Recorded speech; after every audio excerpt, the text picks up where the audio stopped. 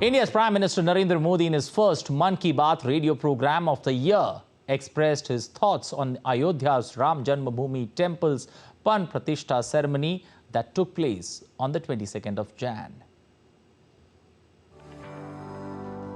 India's Prime Minister Narendra Modi, in his first Mann Ki Baat program of the year, said that the consecration of Ram Lalla in Ayodhya on January 22nd united millions of people in India, as if they were bound by a single thread.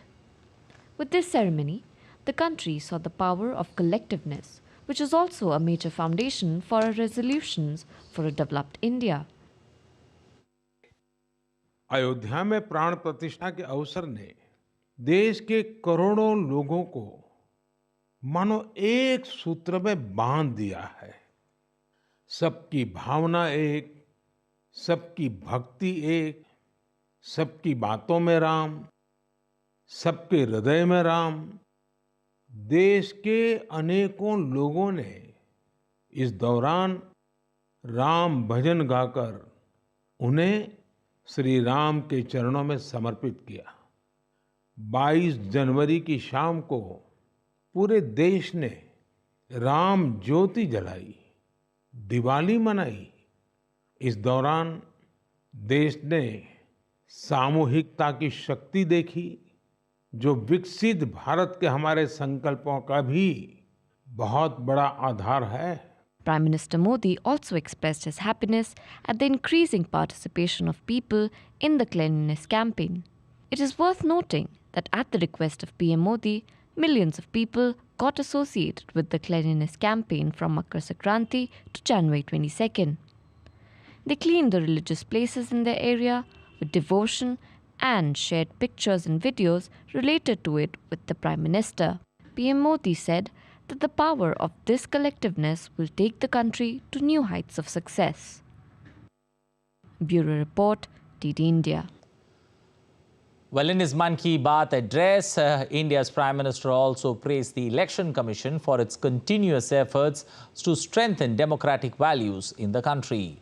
He addressed the increase in voter turnout in India and said it reflects the growing faith of people in democratic values.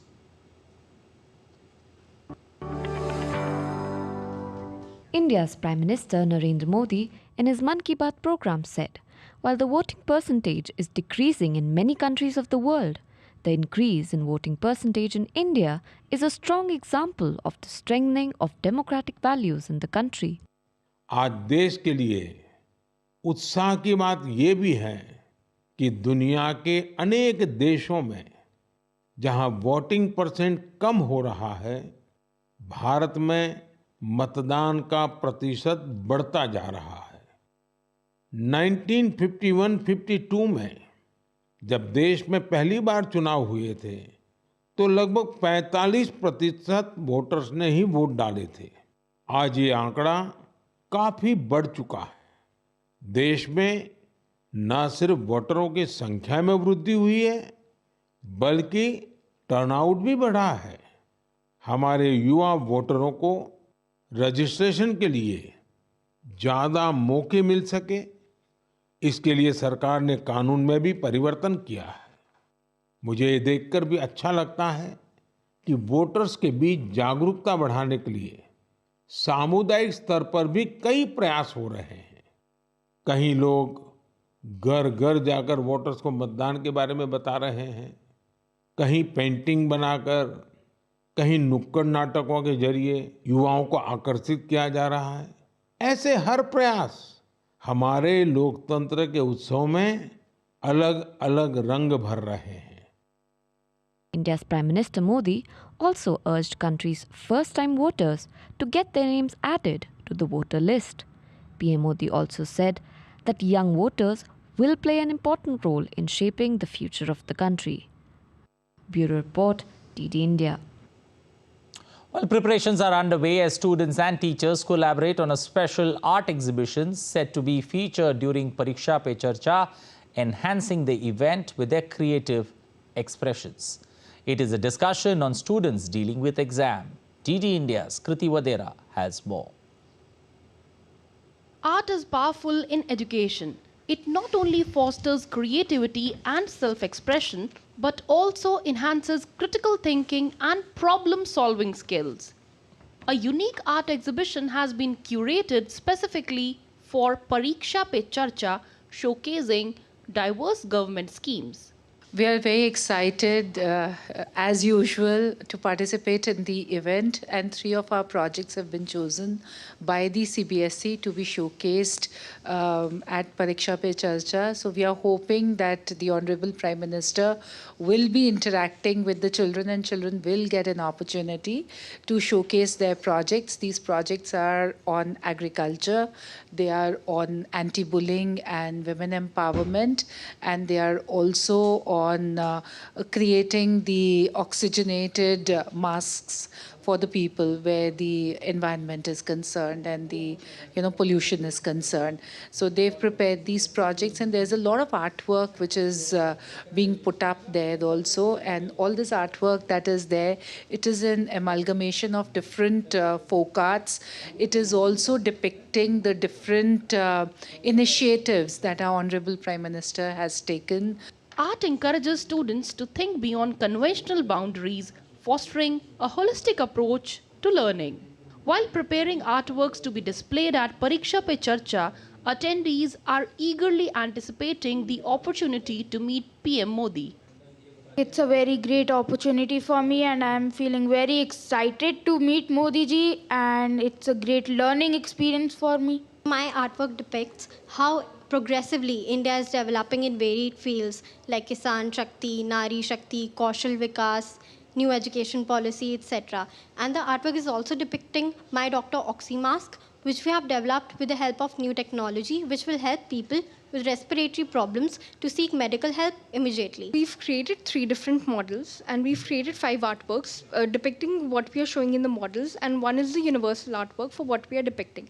My favorite one is the where Lord Ram is creating the Ram Setu, and similarly we are showing Modi ji, and it's his vision to create India into a developed nation by the year 2047, which will be the 100th year of independence. With such impressive artworks, Delhi is gearing up to host the much-awaited Pariksha Pe Charcha this year, featuring PM Modi on 29th January at Bharat Mandapam. With camera person Lalit, I'm Kriti Vadera reporting from New Delhi for DD India. Well, India's Prime Minister Narendra Modi inaugurated the Diamond Jubilee celebrations of the Supreme Court of India on Sunday at the Apex Court Auditorium. Unveiling the 75th year of the top court, Prime Minister launched the citizen-centric information and technology initiatives that include digital Supreme Court reports, Digital Courts 2.0, and a new website of the Supreme Court.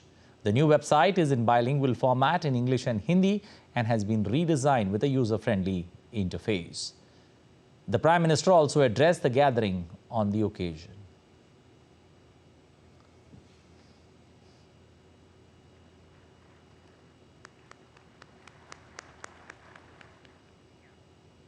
Moving to the eastern part of India and Bihar in particular, where there is political development taking place fast and quick, as Nitish Kumar resigned as the Chief Minister of the state and has been elected as the leader of the National Democratic Alliance, or the NDA. The resignation comes after days of speculation over the leader eyeing another political switch to return to an alliance with India's leading political party, the Bharatiya Janata Party.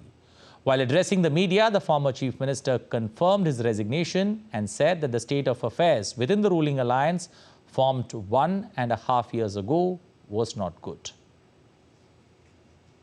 आज हमने मुख्यमंत्री से इस्तीफा दे दिया और जो सरकार थी उसको भी समाप्त करने का हमने आज गवर्नर साहब को दे दिया। अरे इसलिए नौबत हुई है कि ठीक नहीं चल रहा था तो हम देख रहे थे, तो वही सब लोगों की राय, अपने पार्टी के लोगों की राय, चारों तरफ से राय आ रही थी, तो हमने सब लोगों की बात को सुन लिया, तो इसीलिए आज हमने इस्तीफा दे दिया। In a rare special gesture, Prime Minister of Thailand, Theprat Thathawin, graced the reception hosted by the Embassy of India in Bangkok to celebrate the 75th Republic Day. The event was attended by over 1,000 guests from the Thai government, which included businesses, media, academia, diplomatic corps and members of the Indian community in Thailand.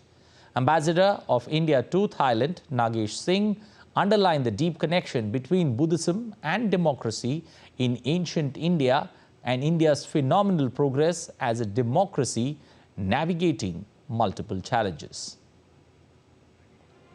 Another highlight of the evening was a mesmerizing performance of Ramayana known as Ramakin in Thailand, which is a fusion between Bharatnatyam and the Kon style from Thailand.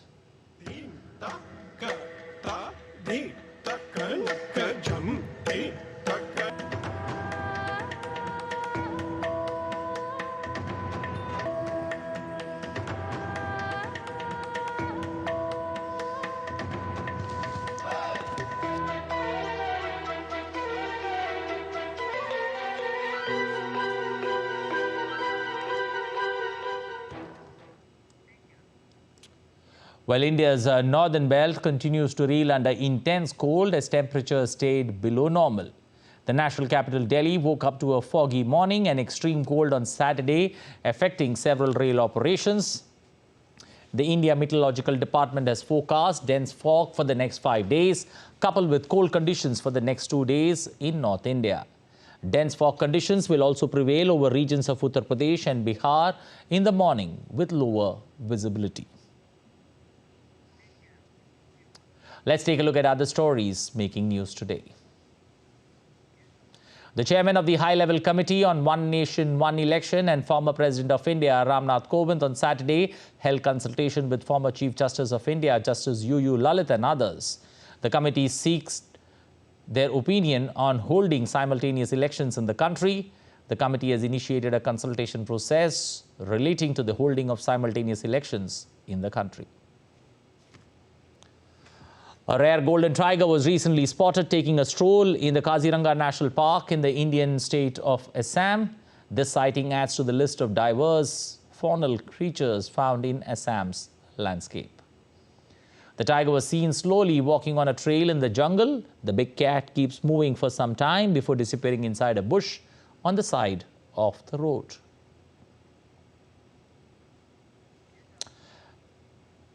In the capital, one woman died and 17 others were injured after a stage inside a Kalkaji temple in the city collapsed during a ritual ceremony.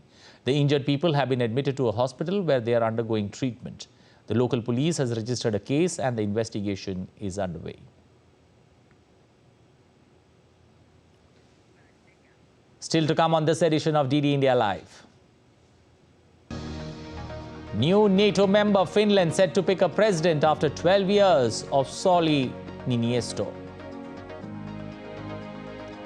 North Korea continues to stoke regional tensions, fires cruise missiles off the east coast. Melbourne set to celebrate a new men's singles champion in a decade as Jannik Sinner faces Daniil Medvedev.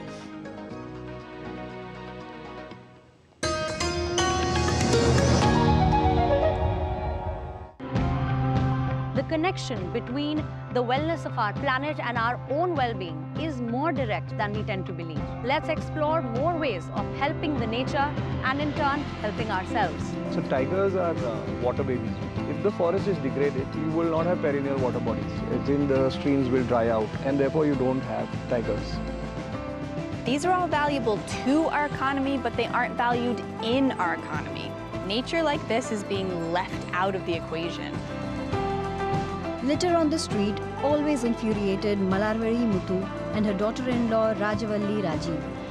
They thought that people might not throw their garbage on the street if they could get money for it instead. And that's how the idea for the garbage bank was born.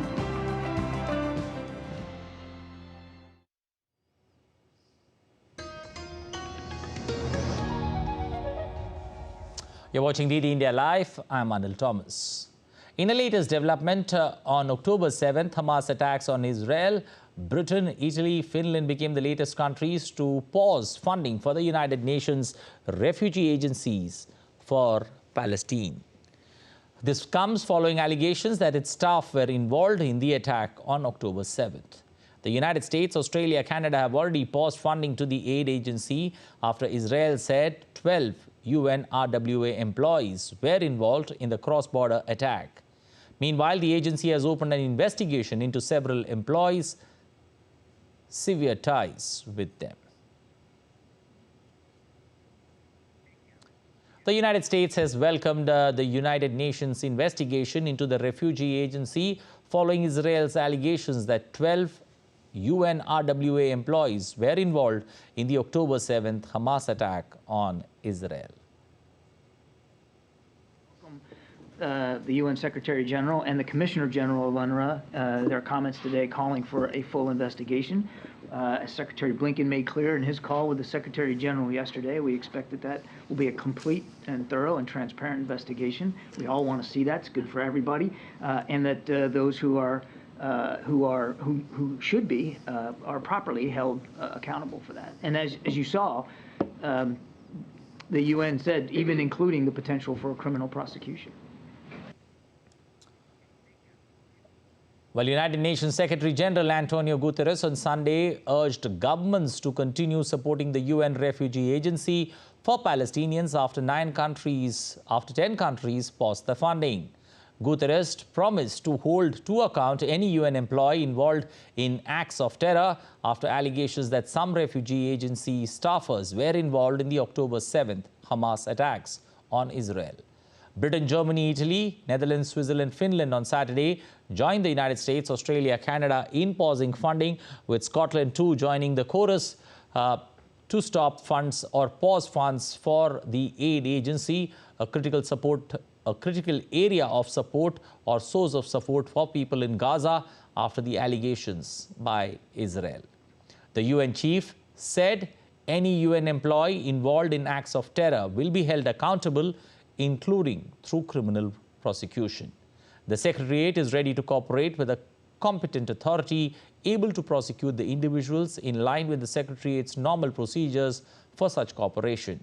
He also said the tens of thousands of men and women who work for UNRWA, many in some of the most dangerous situations for humanitarian workers, should not be penalized. The dire need of the desperate population they serve must be met. Israelis, meanwhile, protested in Tel Aviv and Jerusalem on Saturday, calling for the immediate release of hostages. Protesters waved Israeli flags, chanted and carried posters with photos of some of the 136 hostages still held in Gaza since October 7th. Because we want to express solidarity with the families of the hostages and with the hostages themselves. We want to call the government, and we want to call every decent human being to do everything that they can to release 136 hostages that were abducted by Hamas in an abhorrent act of war, an abhorrent act of terrorism on October 7th and before that. We're here to say the very simple thing that every decent human being should be saying around the world: release them.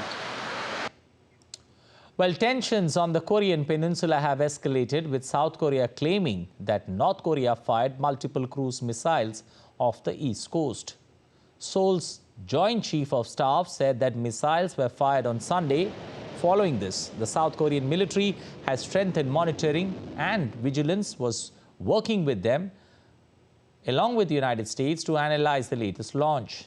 North Korea is stepping up confrontation with the United States and its allies, but officials in Washington and Seoul say they have spotted no signs of Pyongyang intending to take imminent military action. China's Foreign Minister Wang Yi met with U.S. National Security Advisor Jack Sullivan in Bangkok, Thailand on Friday and Saturday. The two sides had a substantive strategic exchange on the implementation of the consensus reached by the two heads of state at the San Francisco meeting. They also discussed international and regional issues concerning the Middle East, Ukraine, the Korean Peninsula and the South China Sea, and how to better handle important and sensitive issues in China-US relations. Former South Carolina Governor Nikki Haley, the last Republican challenger to former President Donald Trump, campaigned in her home state on Jan 27th. At the rally, Haley said that Trump had recently appeared confused and said if he wants to take a cognitive test, he should debate her. Trump has refused to participate in any of the Republican nominating debates and has refused to debate with Nikki Haley. Election night, we were super excited. We had moved 25 points in the 3 weeks leading up to the election, and Donald Trump was totally unhinged. He was a bit sensitive, and I think his feelings were hurt, but he threw a temper tantrum out on stage, seriously, threw a total temper tantrum, and was talking about revenge. So after he talked about revenge, and had a little something to say about me, that's fine, we raised $1 million online right after he did that. Then the next day, unhinged again, says, for anybody that supports Nikki Haley, you will be barred from MAGA. So we had a little fun with that. We started selling t-shirts that said barred permanently. Well, former U.S. President Donald Trump on Saturday said he feels mentally sharp, now reacting to recent attacks on his age and verbal gaffes by the Republican presidential rival, Nikki Haley. Trump was speaking at a rally in Nevada ahead of the next vote in the Republican presidential nomination race, a caucus in the state, on Feb 8th. In recent days, Nikki Haley has accused the former Republican President Trump of being confused and has questioned his ability to be president at his age. I feel sharper now than I did 20 years ago. I really do. I don't know. It's probably not true. It's probably not true. And I think anybody running for president should take an aptitude or a cognitive test. While U.S. President Joe Biden, meanwhile, took a swipe at his Republican rival Donald Trump, calling him the only loser. In a fiery campaign speech ahead of next week's primary in South Carolina, Biden's speech at the event also made the case that Trump failed to support the rights of black citizens and represented a threat to the U.S. economy and democracy. The Democratic primary in South Carolina is on Feb 3rd, and Biden is expected to win handily as he carves an easy path to the party's nomination.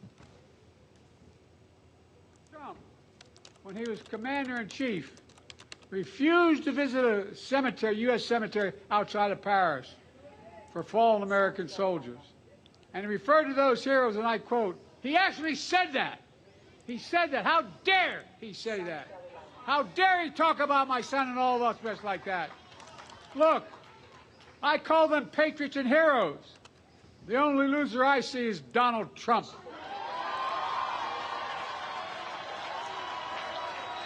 It makes me angry. Well, Finland is headed to polls to elect a new president for a 6-year term on Sunday. The elections are the first after the country broke its non-alignment stance and joined North Atlantic Treaty Organization, that's NATO. Almost the 9 candidates vying for the position of president, Alexander Stubb has emerged as the frontrunner, with recent polls giving him 22 to 27% support in the first round. Amid nationwide protests, French farmers created a bonfire in front of the southern city of Montpellier's prefecture to celebrate the breakthrough in their demands. The government dropped plans to gradually reduce state subsidies on agricultural diesel and announced other steps aimed at reducing financial and administrative pressures faced by many farmers. However, protests still continue as farmers say the measures did not go far enough to meet their demands. Nobel laureate and Gramin Telecom Chairman Dr. Mohammad Yunus and 3 others were granted bail on Sunday. This was done by the Labour Appellate Tribunal in Dhaka after filing an appeal against the verdict of the Labour Court. As per the order, Mohammad Yunus and 3 other officials of Gramin Telecom will enjoy the bail until disposal of the case. Earlier on Jan 1st this year, a Labour court in Dhaka sentenced Dr. Yunus and 3 other officials of Gramin Telecom to 6 months in jail in a case that was filed over a violation of labor laws. According to the case documents, the charges include failing to provide a 5% dividend to the Gramin Telecom workers, not regularizing 101 staff, and not compensating workers for working on public holidays. Well, latest update from day 4 of that ongoing first test between India and England at Hyderabad, which is interestingly poised for a photo finish. India have lost 3 wickets for 95 runs at tea in their pursuit of 231 runs, the target that has been set by England. So India needs another 136 runs with 7 wickets in hand. KL Rahul and Akshar Patel are in the middle at tea. The duo stitched a good partnership, and India looks for this pair to take or help them cross the line. For England, Tom Hartley picked 3 wickets. He first dismissed Yashasvi Jaiswal, and then he got rid of Shubman Gill and also Rohit Sharma.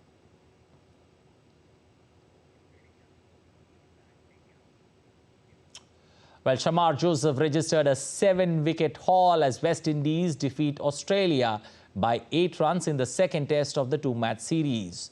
Chasing 156 on day 4, Australia were in a good position as Steve Smith and Cameron Green were standing unbeaten. However, Shamar's spell gave an upper hand to West Indies. Smith scored 91 runs while Green scored 42, but that was not enough for Australia. Apart from Shamar, Azeri Joseph also scalped 2 wickets. West Indies have beaten Australia in Australia after 27 years. Well, that's all in this edition of DD India Live, but let us know your thoughts on the news of the day. You can connect with us on Facebook, X, Instagram. We're going to be back with more news as it breaks here on DD India. I am Anil Thomas. From all of us here in Delhi, thanks for watching DD India Live.